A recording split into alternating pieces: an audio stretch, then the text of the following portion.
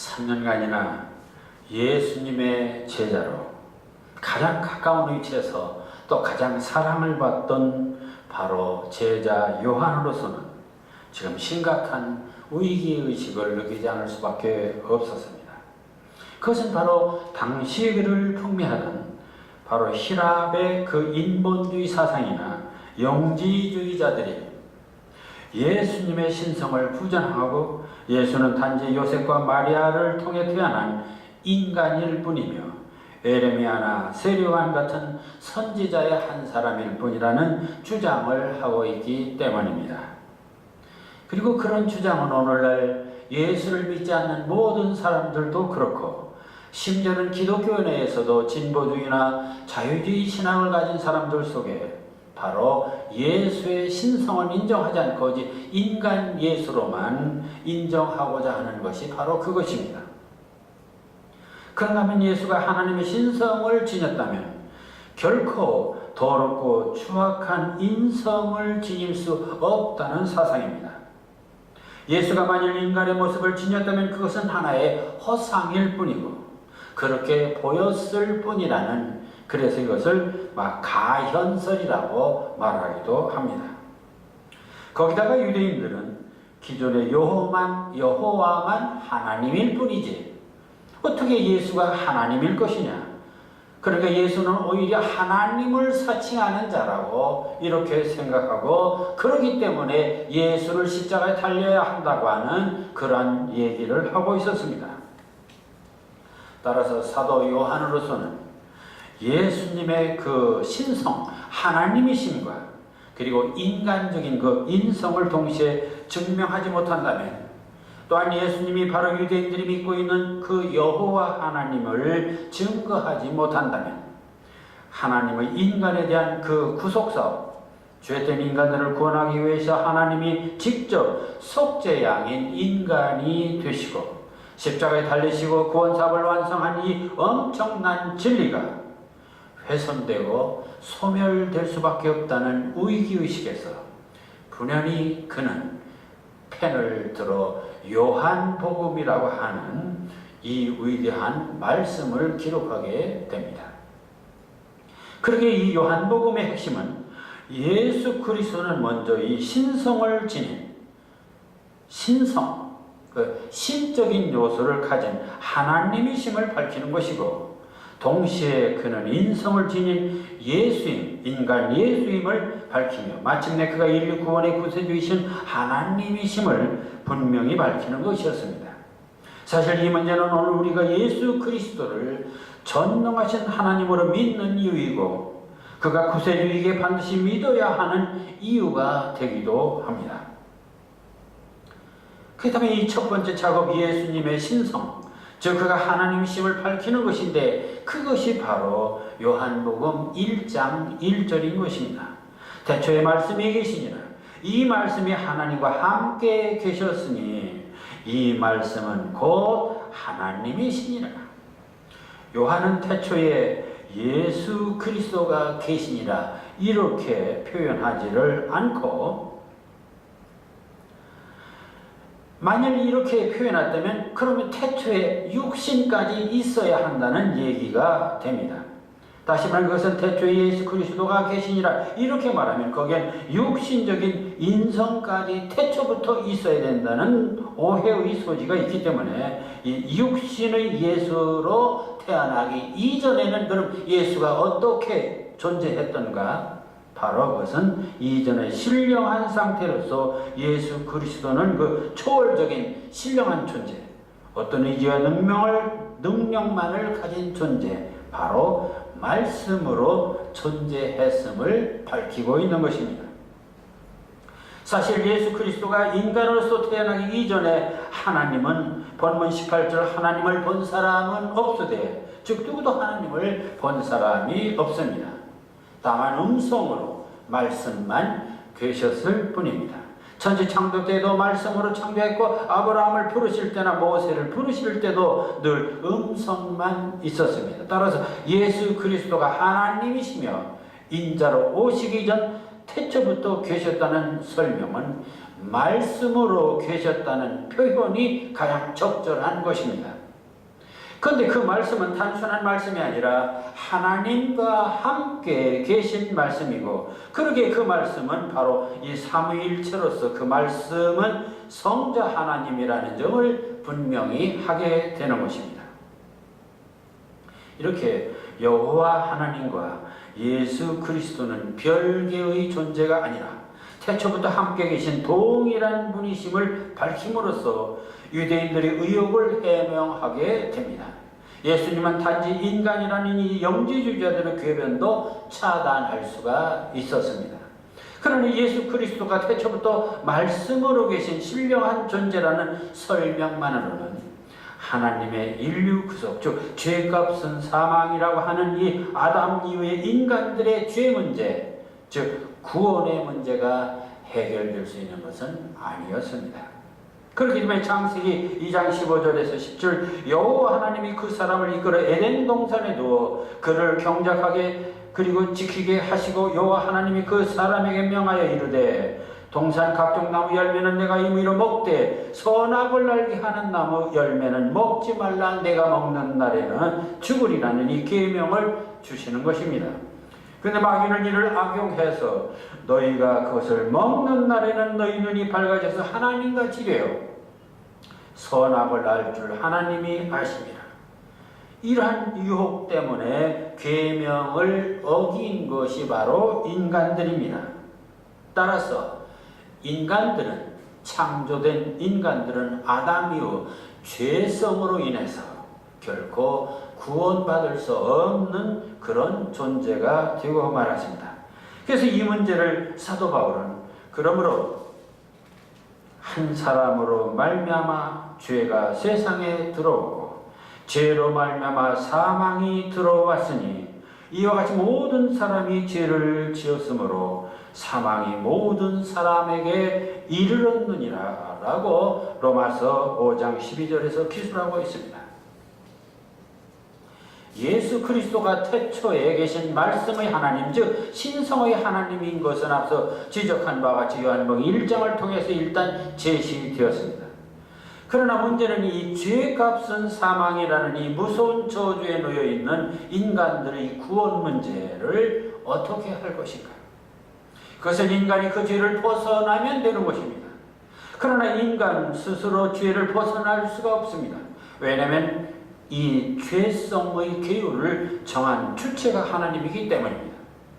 결자해지라 하나님이 정하신 계율의 율법일진데 이는 인간이 풀 수 있는 것이 아니고 하나님만이 풀 수 있고 용서할 수 있는 것입니다. 그런데 구약시대에 죄를 사하는 방법이 있었습니다. 바로 속죄 제사, 속죄제가 그것인데 여기서는 반드시 죄값을 대신하는 속죄물, 즉 희생물이 있어야 합니다.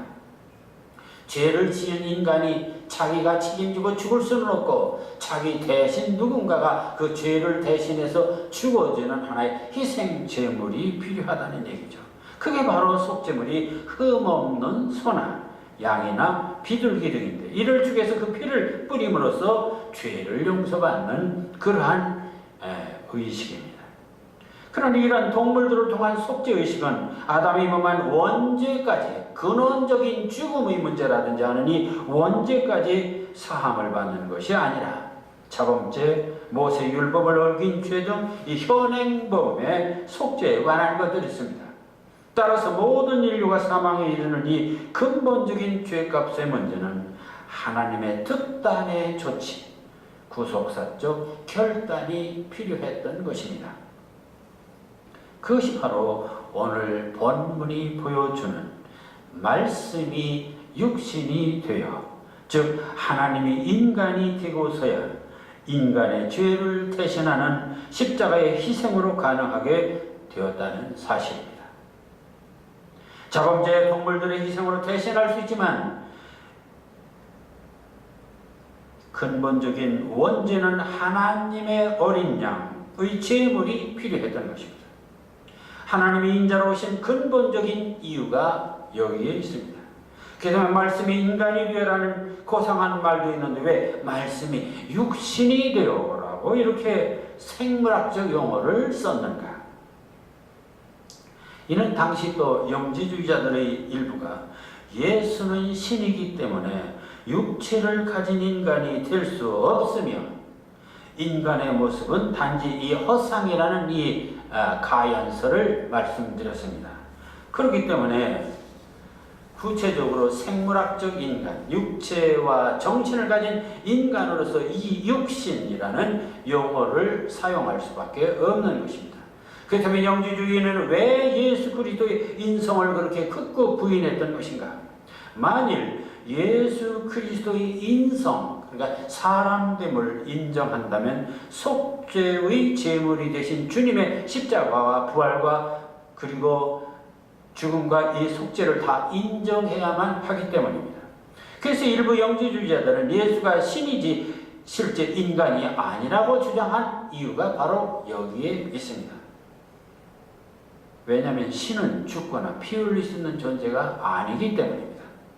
자, 기독교에서 십자가 부활이 부정된다면 인류구원이라는 이 하나님의 구속사적인 그러한 그 위대한 사업도 다 물 건너가는 것입니다.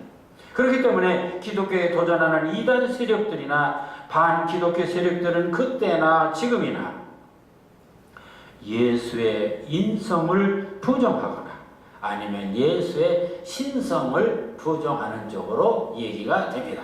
신성을 부정함으로써 그의 능력을 인정하지 않는 것이고 인성을 부정함으로써 십자가를 부정할 수가 있는 것입니다. 자, 신성을 부정하면 인류의 죄를 용서할 수 있는 심판주의 권위를 잃게 되는 것이고 인성을 부정하면 인류의 죄를 대신하여 피 흘려야 하는 이 속죄양의 자격을 상실할 수 있기 때문입니다. 따라서 말씀이 육신이 되어라는 이 구절은 죄값은 사망이라는 인간 구원의 결정적인 단서가 되는 기독교 신앙의 핵심이 됩니다.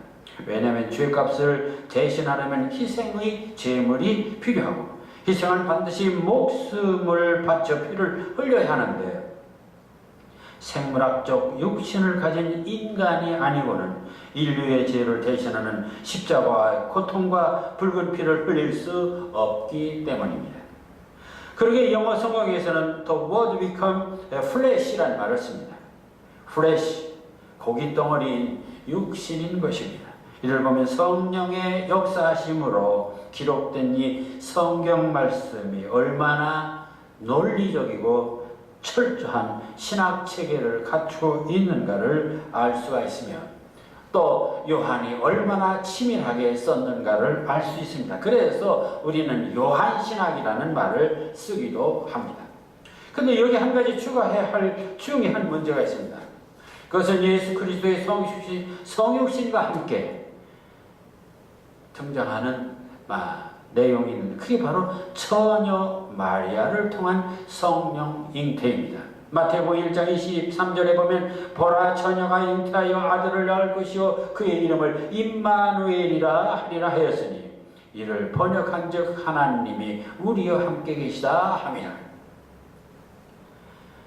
예수님은 육신으로 오셨지만 사람의 혈육이 아닌 성령으로 잉태하셨습니다. 예수님의 육신으로 오셔서 속죄양의 역할을 하시면 될 터인데 왜 또 성령의 잉태, 이 처녀 잉태 과정이 필요했던가?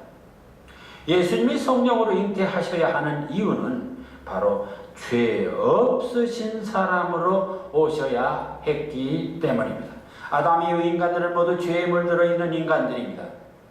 죄로 물들어 있는 인간으로서는 속죄의 희생 제물이 될 수가 없습니다. 구약에서 보듯이 죄를 대신하는 속죄 양은 흠이 없는 수컷이었습니다. 흠이 없어야 합니다. 따라서 예수님이 속죄 양이 되려면 흠이 없는 사람이 되어야 합니다. 그러기 위해서는 이 아담의 후손인 요셉과 마리아의 그 생물학적 혈통이 되어서는 안 됩니다. 왜냐하면 아담 이후의 인간들은 다 흠이 있는 인간들이기 때문에 그렇습니다. 여기에 처녀 잉태와 성령의 잉태라는 이 초월적 하나님의 섭리가 있는 것입니다. 예수님은 육신의 사람으로 오셨지만 죄성을 지닌 그런 아담의 혈통으로 오신 것이 아니라 죄가 없으신 완전한 하나님의 혈통으로 오신 것입니다. 따라서 예수님은 흠없는 희생제물의 자격을 갖추고 태어나야만 했고 십자가의 고통과 피 흘림과 죽음과 부활을 감당하기 위해서는 생물학적 육신을 가진 인간으로 성육신해야만 했습니다. 이를 보면 하나님의 인류 구원을 위한 구속사적 계획이 얼마나 치밀하고 완벽한 것인지를 이 성령에 의한 전형인데, 그리고 말씀의 육신, 말씀의 성육신이라는 이 놀라운 두 사건을 통해서 너무나 확실하게 알 수가 있는 것입니다. 그런데 이 성육신, 하나님이 인간이 되었다는 사실, 즉 신이 인간이 되었다는 사실에 더 추가해야 할 문제가 있습니다. 그것은 바로 고대 신화를 보면 하늘의 신들이 인간 세계로 내려온 경우가 많습니다. 그리스 신들도 그렇고, 그리고 한국의 조상인 단군 아버지 환웅도 하늘에서 내려와 곰과 결혼해서 단군을 낳았다는 그런 천손의 혈통을 주장합니다. 이는 모두가 자기 민족의 우월성을 강조하려는 이 신화적 인간들의 기로입니다. 그래서 주님의 성육신 그리고 동정녀 탄생도 각 민족의 건국 신화의 하나라고 오해할 수가 있습니다. 그러나 예수 그리스도의 동정녀 탄생이나 성육신이나 구세주 메시아의 출현은 일시적인 정치적으로 또 인간들이 만든 신화가 아니라 예수님 탄생 이전 1500년 전부터 수많은 예언자들에 의해서 예언이 되었고, 예수님 자신이 이 땅에 오셔서 스스로 하나님이신 것을 선포했습니다. 따라서 인간들이 조작한 신인론과는 그 차원이 다르다는 사실을 분명히 알아야 됩니다. 성경에는, 구약 성경에는 약 300여 회 이상 예언이 나옵니다. 그런데 그 모두가 다 구세주에 관한 내용입니다.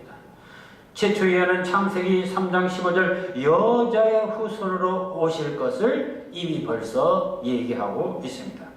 기원전 800년 이사야는 산의 아이로 오실 것을 예언했고, 인간이시며 하나님이심을 예언했습니다. 이는 한 아이가 우리에게 낳고 한 아들을 우리에게 주신 바 되었는데, 그 어깨에는 정사를 메었고 그 이름은 기묘자라, 못사라, 전능하신 하나님이라, 영존하시는 아버지라, 평강의 왕이라 할 것이니라. 그 밖에도 그분은 베들레헴에서 탄생할 것이다. 전진한 또 친구가 은 30을 받고 배반할 것이다. 심을 받으실 때 침뱉음과 매맞음을 당할 것이다. 처형하는 자들은 그분이 입고 있는 옷을 차지하기 위해서 도박을 벌일 것이다. 그분의 뼈는 하나도 상하지 않을 것이다. 그분의 옆구리는 찔림을 당할 것이다. 그분은 고난 당하실 때 반항하지 않으실 것이다. 마치 도수장으로 끌려가는 어린 양과 털깎는 자 앞에 잠잠한 양같이 그 입을 열지 아니하도다. 이사야 53장 7절에서는 이렇게 말하고 있습니다. 그런데 예수 그리스도의 예언은 구약에만 있는 것이 아닙니다. 신약에서도 예수님보다 6개월 먼저 태어난 세례 요한에 의해서 이루어집니다. 요한복음 1장 7절 그가 증언하러 왔으니 곧 빛에 대하여 증언하고, 17절 요한이 그에 대해서 증언하여 외쳐 이르되, 29절 요한이 예수께서 자기에게 나오심을 보고 이르되, 보라 세상 죄를 지고 가는 하나님의 어린 양이로다.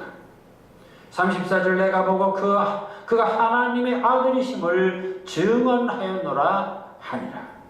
자, 예수 그리스도는 태초부터 계신 이 구약의 하나님이시며 이 세상을 창조하신 분이고, 그동안 모습을 드러내지 않은 하나님이셨으나 이제 그분이 성육신 하심으로 그분을 통해서 죽을 수밖에 없었던 우리를 구원을 얻을 수 있게 된 것입니다.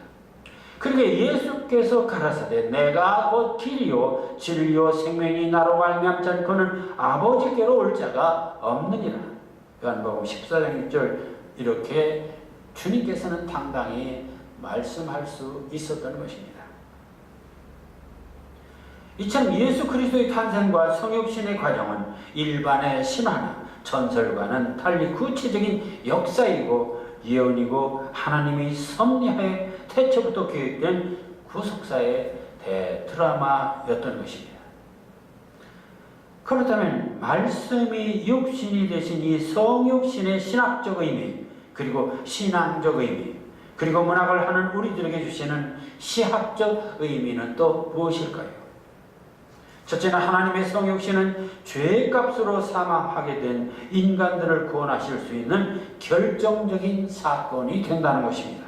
앞서 지적했듯이 인간의 죄는 동물의 피로 대신할 수가 없습니다. 오직 인간만이 인간의 죄를 대신할 수 있습니다. 그렇다면 예수님이 아니고 보통 인간들도 대신할 수 있지 않은가? 그것은 안 된다고 했습니다. 아담 이후 인간들은 이미 죄성을 갖고 있기 때문에 죄인이 죄인의 죄를 대신할 수 없었던 것입니다. 다시 말해 흠없는 인간, 참인간만이 죄를 대신할 수 있습니다. 그러나 죄 없는 참인간만으로 인류의 죄를 도말할 수 없습니다. 세상의 죄는 세상의 재판관이 할 수 있지만 하늘을 거역한 죄는 하나님만이 용서할 수 있기 때문입니다. 여기에 예수 그리스도가 인간이면서도 동시에 하나님이어야 한다는 이유가 있는 것입니다. 따라서 이 성육신은 반드시 말씀이, 즉 하나님이 성육신 되었을 때만 인류 구속의 은혜로운 대사건을 온전히 완성할 수 있는 것입니다. 그러게 사람이 되었다는 이 기적적인 사건에는 반드시 하나님이 사람이 되었다는 사실에 주목해야 하는 것입니다. 기독교가 인류 구원의 종교가 되는 것은 바로 이러한 사실에 있으며 이러한 구원의 진리를 가진 종교는 이 땅의 다른 어느 곳에서도 찾아볼 수 없는 진리가 됩니다. 여기에 기독교의 절대적인 종교성을 알아야 되고 예수 그리스도를 믿게 된 우리가 얼마나 축복인지 얼마나 다양한 것인지를 한없이 감사하게 될 수밖에 없는 것입니다. 이러한 구속의 참진리 참은혜를 확실히 알고 예수를 믿는 사람이 바로 행복한 사람이 아니겠는가. 바울은 수많은 역경과 고통이 있었지만 누가 우리를 그리스도의 사랑에서 끊으리요?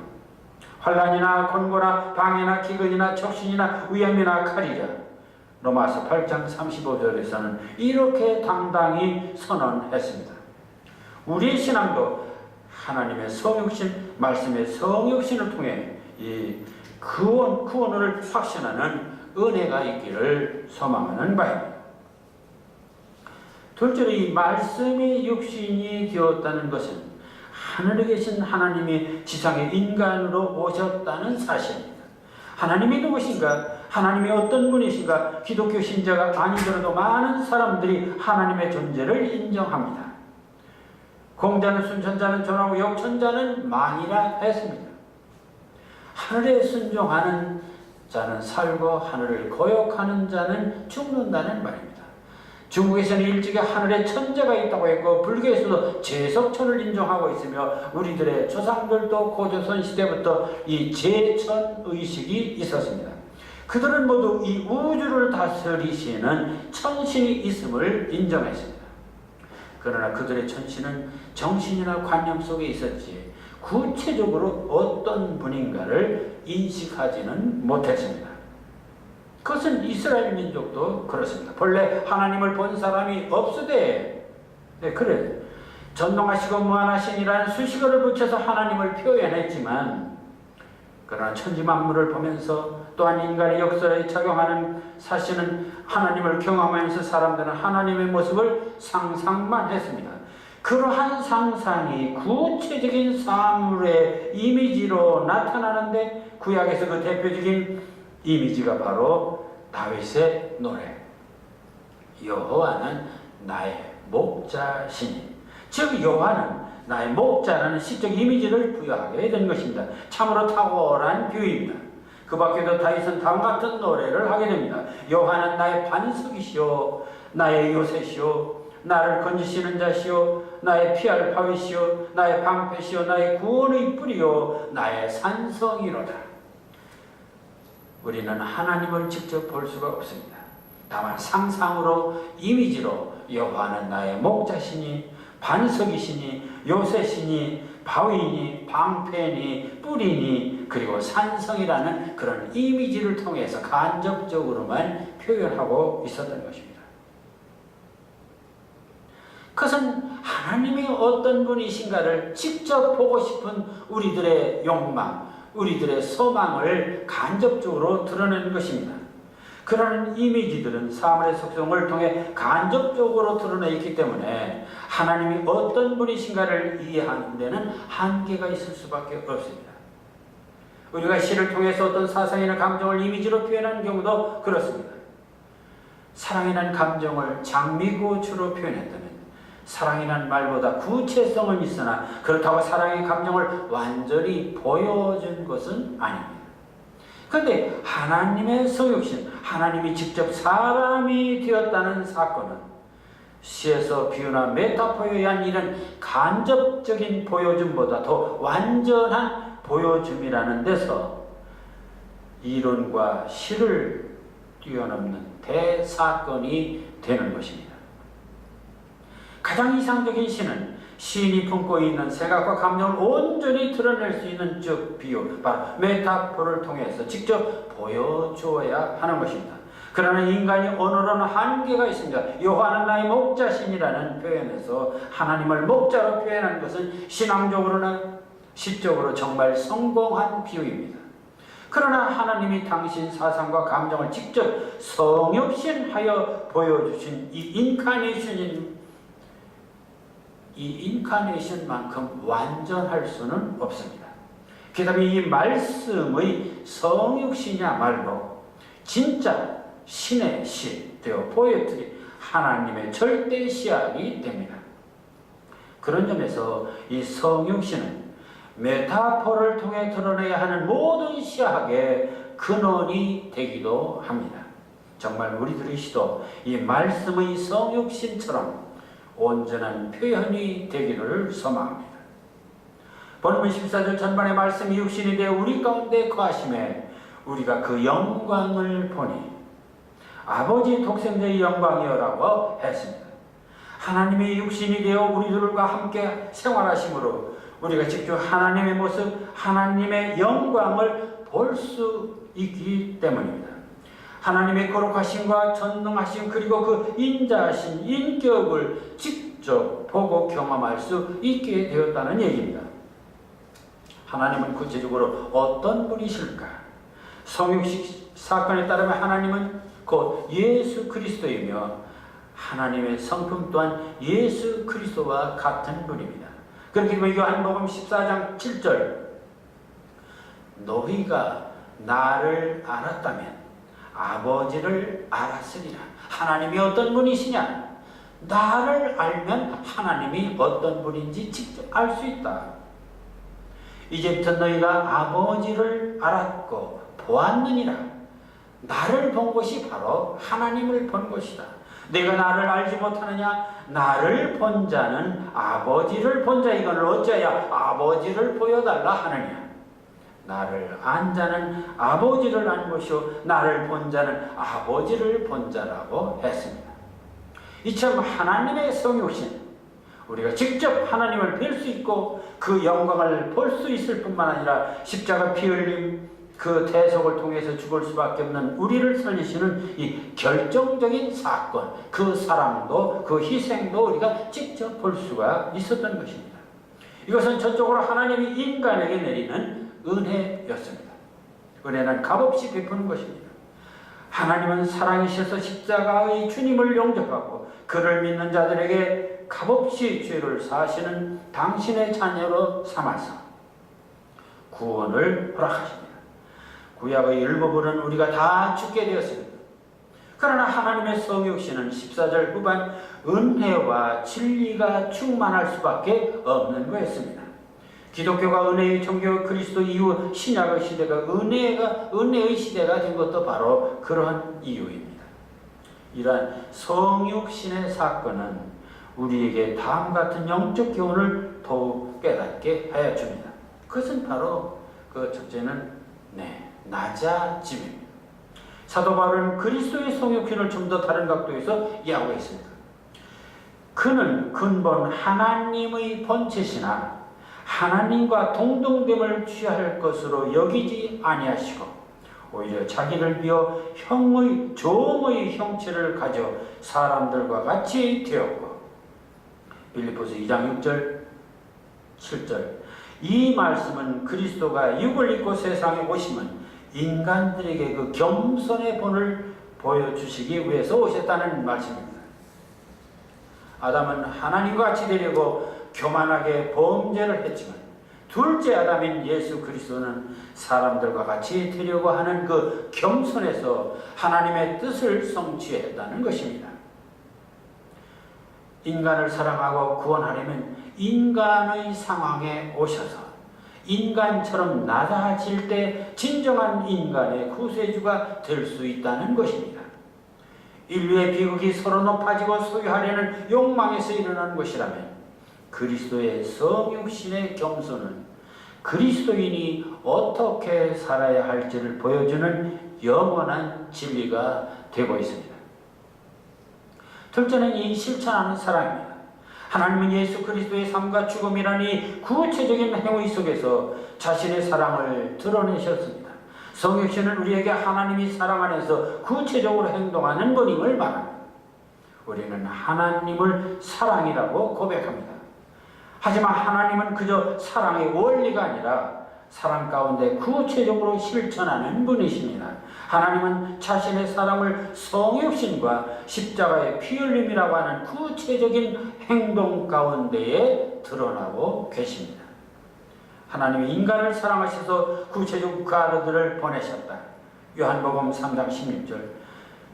이러한 성경 말씀의 선포는 그저 추상적인 원리가 아니라 구체적인 행위임을 말해주고 있습니다. 이는 우리들의 사랑에도 똑같이 요구되는 부분입니다. 내 이웃을 내 몸같이 사랑하라는 계명은 결코 구호가 아니라 우리도 이웃을 위해 십자가에 내 목숨을 메어다는 구체적인 실천이 있어야 한다는 것입니다. 셋째로 하나님의 성육신은 2000년 전에 하나님이 인간으로 변한 역사적 사건, 과거 완료형의 사건이 아니라 영원히 계속되는 현재 진행형의 사건입니다. 성육신을 통해 볼 수 있는 하나님이 2000년 전에 피조물의 세계를 향해서 찾아오신 그 이례적인 사건이 아닙니다. 살아계신 하나님의 이러한 그 성육신, 이례적인 사건이나 추상적인 진리가 아니라 계속적으로 사람과 사건 가운데 드러내는 사건입니다. 이처럼 기독교의 진리는 움직이는 진리며 사랑을 움직이게 하는 진리며 계속 진행하는 진리며 보여주는 진리입니다. 예수 그리스도의 성육신을 통해서 이 세계를 구원하신 이 하나님은 이제 성령 안에서 또 다른 성육신을 통해서 이 세계를 계속 변화시키고 있는 것입니다. 그리고 우리들의 삶, 우리들의 시에도 계속적인 이 성육신 같은 변화를 요구하고 있습니다. 기독교의 진리는 구체적인 사람과 사건 가운데 계속 낮아지고 계속 사랑하고 계속 거듭나는 진리입니다. 저는 이 말씀이 육신이 되신 이 놀라운 사실을 돌아보면서 이렇게 시를 써 보았습니다. 말씀이 육신이 되어 태초부터 계신 말씀 빛이 있으라. 그 우랑한 음성은 흑암을 가르시고 하늘 땅도 가르시고 그날의 동산엔 오색 꽃들이 가득했지요. 당신의 온기를 불어 아담을 세우시고 온 땅에 번지는 생명의 노래. 그러나 한 사람의 어리석은 오만이 하늘을 가리우고 우리들은 메마른 동력 땅으로 떠도는 슬픈 나그네. 하오나 죄인을 버리지 못하시는 당신의 뜨거운 연민이여, 천하보다 목숨을 사랑하시는 당신의 눈물이여 마침내 하늘 영광 버리시고 가난한 육신으로 오셔서 살을 찢고 피를 토하며 남은 목숨 마디마디 골고다 제전에 들이신 당신의 어린 양,